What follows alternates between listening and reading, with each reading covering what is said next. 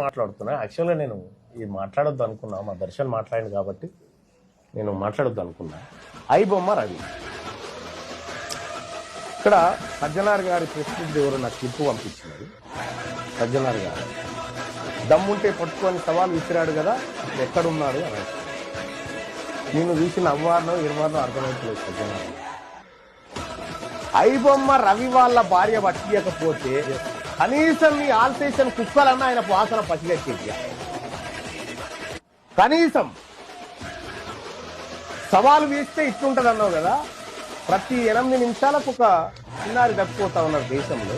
Cyber crime నడుస్తుంది. Cyber crime లో case out కాని కేసులు ఎన్నో ఉన్నాయి. నీకు దమ్ముంటే నువ్వు నిజంగా మునగాని అయితే అది తీసుకో, కేసు అవుట్ చేసి చూద్దాం. ఎందుకే ఈ సినిమా డైలాగులు, సినిమా వాళ్ళని పక్కకు దృష్టిలో పెట్టుకొని అలాగే సంసార్లా వాళ్ళేమన్నా 100 రూపాయలు దాన్ని 1000 రూపాయల టికెట్ అమ్ముకుంటా జనం దగ్గర దోపిడీ చేస్తా ఉన్నారు. దోపిడీ దొంగలను పక్కకు దృష్టిలో పెట్టుకొని వాళ్ళని సంసారం లెక్క, వాళ్ళకు నువ్వు హీరో లెక్క. ఎనడన్నా నువ్వు నిజాయితీ ఎన్కౌంటర్ చేసినావే, అన్ని ఫేక్ ఎన్కౌంటర్లే కదా నీ జీవితం అంతా. ఐబొమ్మ రవి అనేటోడు నిజంగా వానికి యాక్సెప్ట్ చెప్తా ఉన్నాను.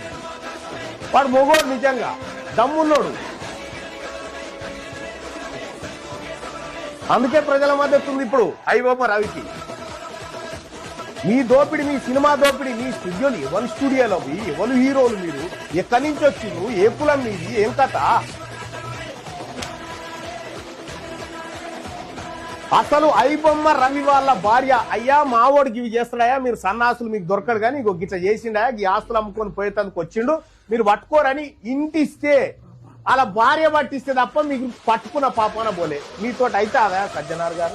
సైబర్ క్రైమ్ నాప, ఈ సైబర్ క్రైమ్ నాకు నీకు దమ్ముంటే నువ్వు దానికి మునగాని అయితే అది ఆపుకోవచ్చు. ఎందుక డైలాగులు సజ్జనార్ గారు? వరంగల్లో చేసింది ఫేక్ ఎన్కౌంటరే, ఈడ చేసింది ఫేక్ ఎన్కౌంటరే, దానికో నీ హీరోయిజం, దానికో బిల్డప్. ఎందుక ఇదన్నీ?